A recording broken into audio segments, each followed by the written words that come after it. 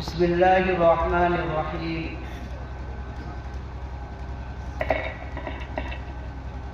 الحمد للہ رب العالمین والعاقبۃ للمتقین وعلی آلہ وصحبہ اجمعین، اما بعد فاعوذ باللہ من الشیطان الرجیم، بسم اللہ الرحمن الرحیم۔ يا أيها الذين آمنوا قوا أنفسكم وأهلكم نارا وقودها الناس والحجارة عليها ملائكة غلاظ شداد لا يعصون الله ما أمرهم ويفعلون ما يؤمرون. وقال النبي صلى الله عليه وسلم: كل مولود يولد على الفطرة أبواه يهودانه أو ينصرانه أو يمجسانه أو كما قال عليه الصلاة والسلام.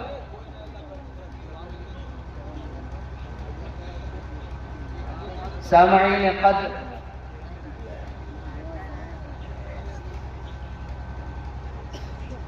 الحمدللہ اس رب کریم کا ہزارہ شکر و احسان ہے کہ کافی لمبی سفر طے کرنے کے باوجود ہم لوگوں کی حاضری آپ لوگوں کے درمیان ہوئی۔ معذرت چاہتے ہیں، پروگرام میں کچھ تاخیر ہوئی۔ نئے راستے پہ سفر کرنا، نئی جگہ آنا دقت ہو جاتی ہے، اس کے لیے ہم لوگ معذرت خواہ ہیں۔ آئیے میں اپنی بات کو آگے بڑھاؤں،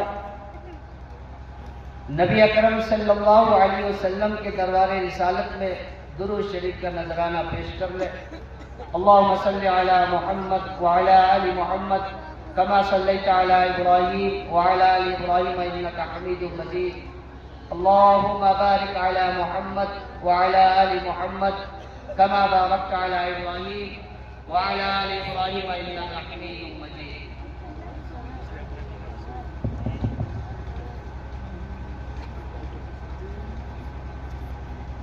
اللہ نے اس کائنات کو بنایا، ہم لوگ اچھی طریقے سے جانتے ہیں، اور اس کو اللہ رب العزت نے انسانوں کے لیے بنایا۔ اس کائنات کے اندر، اس دنیا کے اندر جتنی بھی چیزیں ہیں، ساری چیز کو اللہ تبارک و تعالی نے ہمیں اور آپ کے لیے بنایا۔ یوں تو اللہ رب العزت نے کہ بے شمار مخلوقات اس دنیا کے اندر ہے، جن کو ہم اپنی آنکھوں سے دیکھتے بھی ہیں اور جو ہماری آنکھوں سے اوجھل بھی ہیں، لیکن اللہ نے ساری مخلوقات کو ہمارے تابع کیا، اور اس مخلوقات میں سے سب سے افضل مخلوق ہمیں اور آپ کو بنایا، اور اللہ نے ہماری اور آپ کی جو تخلیق کی ہے، لَقَدْ خَلَقْنَا الْإِنسَانَ فِي أَحْسَنِ تَقْوِيمٍ، کہ اللہ تبارک و تعالی نے انسان کی جو تخلیق کی ہے وہ بہترین سانچے کے اندر ڈالا۔ سانچہ ہم لوگ اچھی طریقے سے سمجھتے ہیں، فرما جس کو بولتے ہیں۔ اللہ نے ہر ایک اعتبار سے، عقل و شعور کے اعتبار سے، شباہت کے اعتبار سے، طاقت کے اعتبار سے، فہم و فراست کے اعتبار سے، ہر اعتبار سے، ہر مخلوق سے زیادہ اللہ تعالیٰ نے انسان کو بہتر بنایا، اور اللہ کا احسان و کرم، اللہ کی نعمتوں کی بارش جتنی بھی مخلوقات ہیں، سب سے زیادہ اگر کسی مخلوقات کے اوپر ہے تو انسان کے اوپر ہے۔ اسی ایک انسان کی، اللہ کی اسی ایک نعمت میں سے ایک نعمت جو ہے ہمارے اور آپ کے درمیان، وہ اولاد کی نعمت ہے۔ ہمارے گھر میں اولاد ہے، ہمیں بہت خوشی ہوتی ہے، جن کے گھر میں اولاد نہیں ہے ان سے جا کر پوچھے آپ، ہمارے گھر میں والدین ہیں، بہت خوشی ہے. ہمارے گھر میں والدین نہیں ہے تو ان سے جا کر پوچھیں. تو جو نعمت جس کے پاس ہے اس کے لیے بہت اچھی ہے. کچھ لوگ اس کی قدر بھی کرتے ہیں، کچھ قدر بھی نہیں کرتے ہیں. اور جو نعمت جن کے پاس اولاد کی نعمت نہیں ہے وہ زندگی بھر اسی کی تمنا کرتے کرتے اس دنیا سے ختم ہو کے چلے جائیں. تو اللہ نے یہ جو نعمت ہمیں دی اولاد کی شکل میں، اس کی ہمیں نشو نما کس طریقے سے کرنی ہے، اسے آگے کس طریقے سے بڑھانا ہے. جس طریقے سے ایک مالک، ایک کھیتی کرنے والا انسان جب وہ کھیت کو جوتتا ہے اور اس کے اندر بیج کو جب چھیٹ دیتا ہے تو اس کی نشو نمائی کے لیے اس کے اوپر وہ متعین رہتا ہے، وہ جا کر اس کو دیکھتا رہتا ہے ابھی کھیت سے زمین سے دانا اگا یا نہیں اگا، کتنا دن ہو گیا دیے ہوئے ابھی تک نکلا نہیں ہے. کچھ لوگ کھیت کو جو ہے کھرید کر دیکھتے ہیں، پتہ نہیں وہ جو ہم بیج ڈالے تھے وہ باقی بھی ہے یا سڑ گئی ہے کہ نہیں. جو لوگ جس چیز کے اندر لگے ہوئے ہیں، جس کے اوپر جن کی محنت ہوتی ہے، وہ اس کے اوپر بہت زیادہ نظر رکھتے ہیں. پھر جب وہ زمین سے پودا نکل جاتا ہے، پھر وہ کچھ بڑا ہوتا ہے اور اس کے اندر کچھ جنگل وغیرہ گھاس وغیرہ جب وہ آ جاتا ہے تو اس کو ہم لوگ صاف کرتے ہیں تاکہ اس کے بڑھنے میں نقصان نہ ہو. ایسا ہی ہے نا معاملہ. تھوڑا سا حرکت بھی کریں، رات زیادہ ہو چکی ہے، ٹھنڈ کا بھی احساس ہے، آپ کچھ بیچ میں کھول دیا بھی کریں، اس سے جو ہے نا نیند کی غنودگی ختم ہو جائے گی. اور ہم لوگ الحمدللہ زندوں کے مجلس میں بیٹھے ہوئے ہیں تو زندہ ہونے کے ثبوت ہیں. تو جو ہم لوگ اس کی نشو نمائی کرتے ہیں تو پھر اس کو دیکھتے ہیں، جب وہ تھوڑا سا بڑا ہو جاتا ہے تو پھر سمجھ میں آتا ہے کہ ابھی زمین جو مانگ رہی ہے وہ پانی مانگ رہی ہے یا کھاد مانگ رہا ہے، اس کو کیا کرنا ہے. ٹھنڈی کا موسم ہے، اگر ٹھنڈ زیادہ لگ گیا ہے تو اس کے اندر کیا دینا ہے، کیا کیمیکل دینا ہے. اسی طریقے سے ہم لوگ نشو نما کرتے ہیں. پھر دھیرے دھیرے 3 مہینہ یا 5 مہینہ یا 6 مہینہ جیسی فصل ہو اس مدت کے اعتبار سے پھر وہ ہمارے کام کے لیے آتا ہے کہ نہیں آتا. ایسے ہی اللہ نے ہمیں ایک دولت سے نوازا، وہ دولت ہے اولاد. اس کی نشو نمائی کے اندر بھی ہمیں دھیان رکھنا ہوگا. کیوں کہ اللہ تبارک و تعالی نے سورہ تحریم پارہ نمبر 28 آیت نمبر 6 جس کی میں نے خطبہ کے اندر تلاوت کی، یا ایھا الذین آمنوا قوا انفسکم،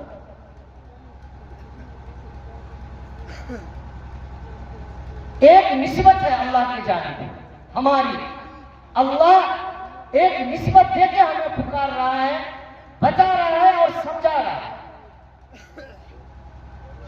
نسبت یہ ہے، ایک نسبت اس کی مثال یوں سمجھ لیجئے،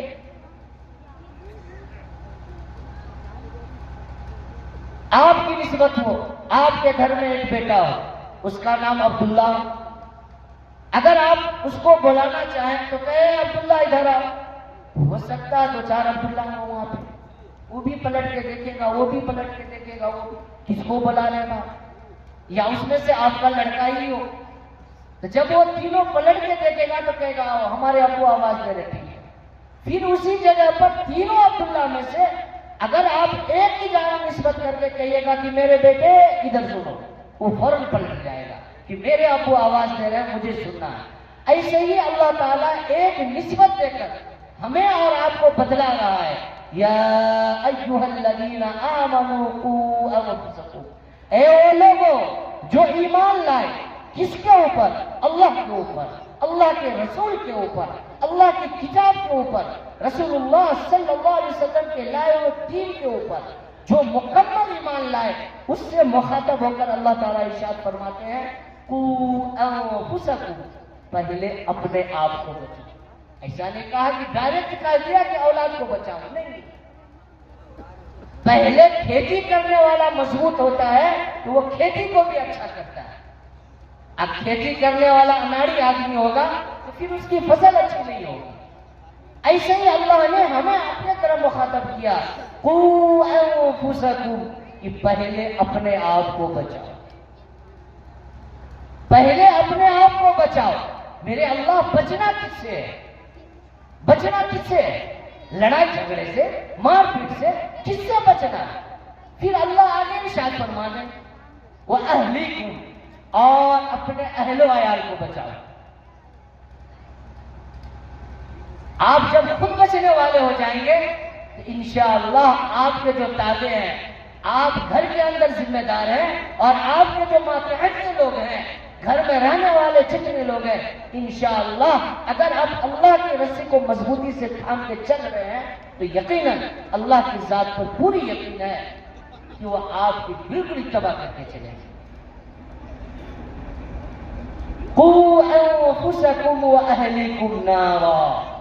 اب آگے اللہ اس کی وضاحت کر رہا ہے کہ بچنا کس سے ہے. تم بھی بچو، اہل و عیال کو بھی بچاؤ، اپنے ماتحتوں کو بچاؤ.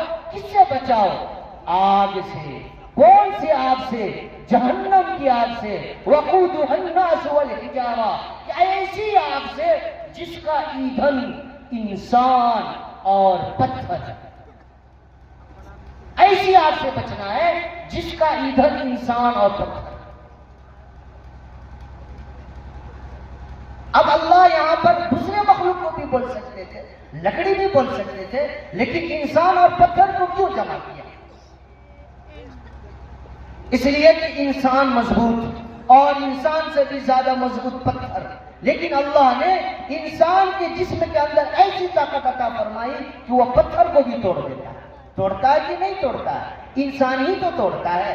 ہم ہی آپ تو پتھر کو توڑتے ہیں کہ کوئی اور آگے توڑتا ہے. یہی مخلوق نے پتھر کو توڑتی ہے. اس لیے میرے بھائیوں، میرے نوجوان ساتھیوں، اور جتنے بھی ہمارے یہاں نوجوان ساتھی موجود ہے، آپ سنیں، اور جن کے والدین یہاں پہ موجود ہیں وہ بھی سنیں، اور جو ہماری پردہ نشین ماں اور بہنیں سن رہی ہیں وہ بھی سنیں. قرآن کا صاف اعلان ہے، یا ایھا الذین آمنوا قوا انفسکم واہلیکم نارا وقودها الناس والحجارہ، کہ اے لوگوں اپنے آپ کو بھی بچو اور اپنے اہل و عیال کو بھی بچاؤ، جہنم کی آگ سے بچاؤ جس کا ایندھن انسان اور پتھر ہے. آگے اللہ تعالیٰ خود ارشاد فرماتا ہے. یہ تو ہو گیا معاملہ.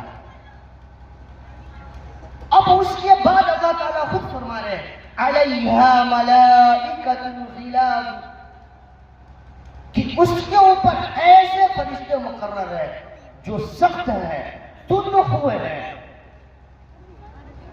شداد لا یعصون اللہ، جو اللہ تعالیٰ کے اتنے سخت اور تند ہوئے ہیں کہ جو اللہ تعالیٰ کے حکم کی نافرمانی نہیں کرتے. وَيَفْعَلُونَ مَا يُؤْمَرُونَ، اور جو اللہ ان کو حکم دیتے ہیں وہ اس حکم کو کر دیتے ہیں. یہاں پر وَقُودُهَا النَّاسُ وَالْحِجَارَةُ يَا أَيُّهَا الَّذِينَ آمَنُوا قُوا أَنفُسَكُمْ وَأَهْلِيكُمْ نَارًا وَقُودُهَا نَارًا عَلَيْهَا مَلَائِكَةٌ غِلَاظٌ. یہاں پر نارا جو ہے موصوف ہے اور ملائکۃ غلاظ صفت ہے. جب یہ دونوں چیز مل جاتی ہے تو اللہ فرما رہا ہے کہ میری عذاب میرا پکڑ پہنچ سکتا ہے، اس سے تم کو بچنا پڑے گا. اب ہمارا معاملات یہ ہے، اس دنیا کے اندر ہم تو اپنے آپ کو نمازی بن گئے، جوانی ہماری جیسی بھی گزر گئی، اب زندگی کے سارے مزہ لے لیے، اب اللہ کے رسی کو پکڑ لی، کہیں کے نہیں رہنے والے رہے. گھر میں بھی ہماری ڈانٹ پڑنے لگی، محلے میں بھی ہمیں لوگ عزت کی نگاہ سے نہیں کھیل رہے. اب ہم مسجد کو پکڑ لیے اور اپنے آپ کو نمازی بن گئے. حالانکہ اللہ تعالیٰ کہہ رہے ہیں کہ تم پہلے بچو شروع سے اور اپنے اہل و عیال کو بھی بچاؤ، جہنم کی آگ سے بچاؤ. میرے بھائی اب خود ہم کب بچ سکتے ہیں اور ہمارا اہل و عیال کب بچ سکتا ہے؟ جب ہم خود شروع سے اس کے عادی بن جائیں.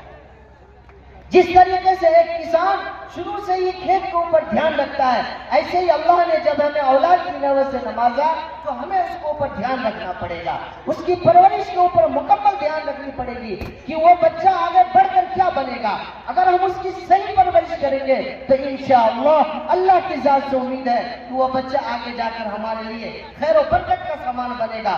اگر ہم اس کی صحیح پرورش نہیں کریں گے تو یاد رکھ لیجئے پھر ہم در در کی ٹھوکر کھائیں گے، اولاد ہمیں دھتکارے گا، اولاد ہمیں مارے گی، اولاد ہمیں گھر سے باہر کرے گی۔ اور یہی نہیں، آج کے معاشرے کے اندر اور آج کے وقت کے اندر جو ایک فضا چل چکی ہے، ارتداد کی شکل اختیار لے لی ہے، وہ اس کی وجہ یہی ہے کہ ہم نے اولاد کی صحیح تربیت نہیں کی، اس لیے کہ ہم نے خود نہیں دین کو جانا اور اپنے اولاد کو بھی نہیں جانا، نہ ہم جاننے والے کے پاس گئے، نہ اپنے اولادوں کو ایسی تعلیم دی کہ وہ دین کو جاننے والے کے پاس جائے، نہ اس کی ایسی تعلیم دی، نہ اس کی ایسی تعلیمی شروعات کی کہ وہ دین کے بارے میں سمجھ سکتا ہے۔ اس لیے اس ابھی کا جو دور چل رہا ہے، ارتداد کی شکل جو ابھی آدمی اختیار کر رہا ہے، آج کل کے نوجوان بچے اور بچیاں جو ارتداد کی شکل اپنے دین کو چھوڑ کر دوسرے کے دین کو جو اختیار کر رہی ہے،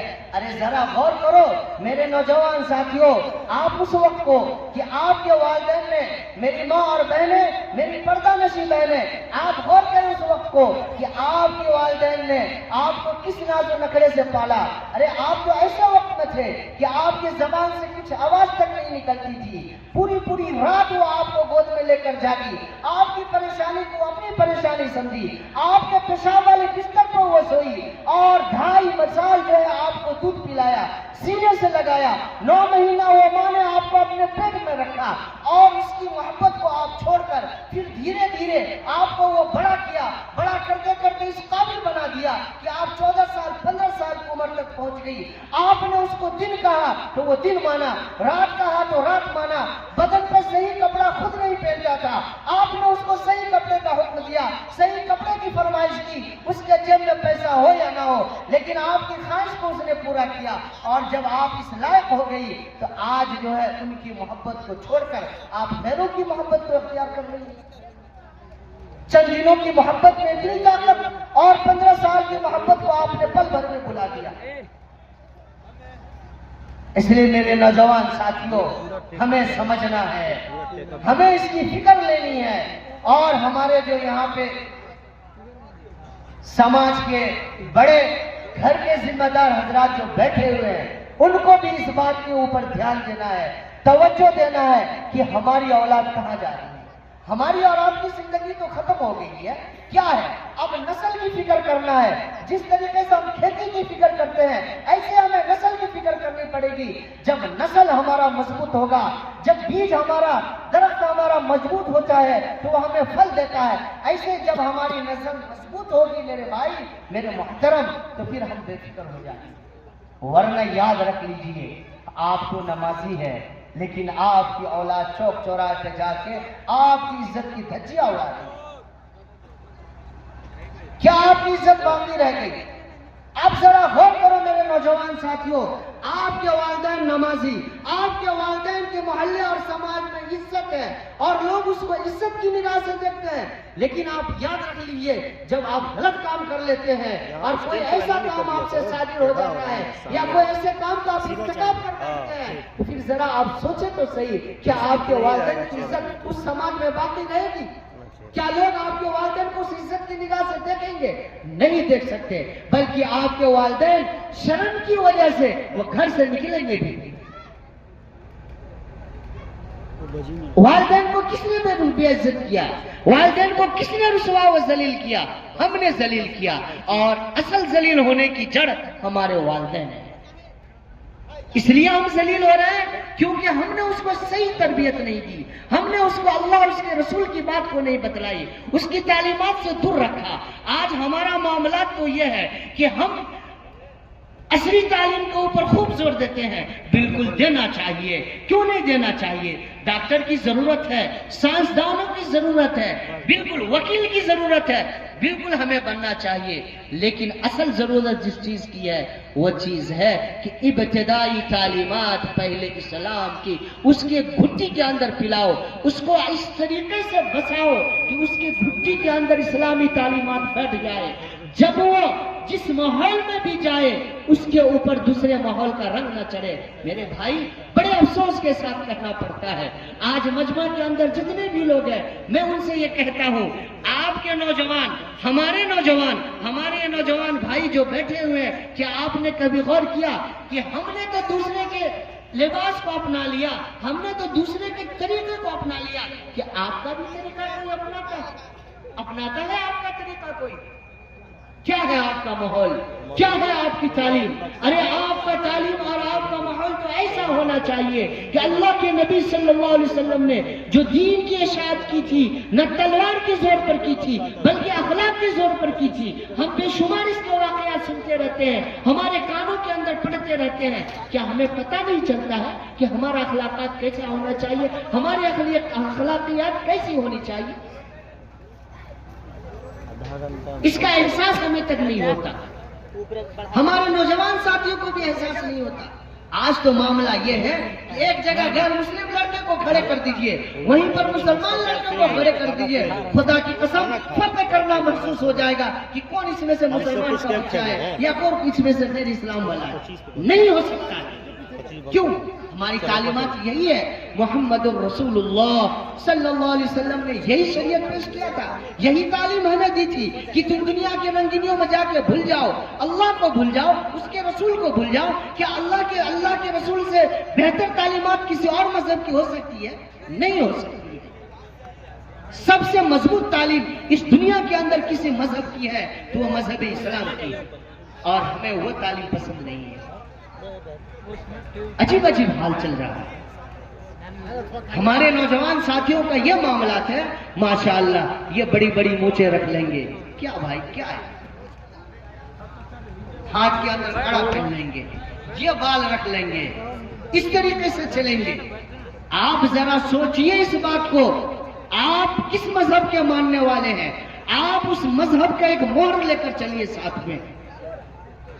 آپ کے پاس اس کا کوئی مہر نہیں ہے. آپ دوسرے کو طریقے کو اپنا رہے ہیں، آپ کا طریقہ کوئی اپنایا آج تک؟ آپ جس مذہب کے ماننے والے ہیں، جس معاشرے کے اندر آپ رہ رہے ہیں، جس بستی کے اندر آپ رہ رہے ہیں، اس بستی کے اندر دو مذہب کے رہنے والے ہیں. ایک آپ ہیں اور ایک آپ کے برادر وطن ہے. آپ تو دوسروں کے اپنے برادر وطن کی بات کو لے لیے ہیں. کیا آپ کی بات کو آپ کا برادر وطن لیا؟ کیا آپ کے لباس کو آپ کا برادر وطن لیا؟ نہیں لیا. تو پھر آپ نے اس ماحول میں جا کے، اصل میں ہونا تو یہ چاہیے تھا کہ آپ کے لباس کو وہ اپناتے. محمد الرسول اللہ صلی اللہ علیہ وسلم کے ماننے والے صحابہ کرام کا واقعہ آپ کو بے شمار سنے ہوں گے. کیا تھا؟ بدن کے اوپر پھٹے کپڑے ہیں لیکن دین کو آسانی سے بچا کے جا رہے. ہمارا تو یہ حال ہے کہ بدن کے اوپر بہترین جھٹ جاٹ کپڑے ہیں، ایک دم پرفیوم لگا کے، عطر لگا کے جس گلی سے جا رہے ہیں ایک دم مہکاتے ہوئے، معطر کرتے ہوئے جا رہے ہیں. لیکن ہمارا دین بھی ہم سے جاتے جا رہے ہیں. کبھی ہم نے سوچا اس بات کو؟ نہیں سوچا.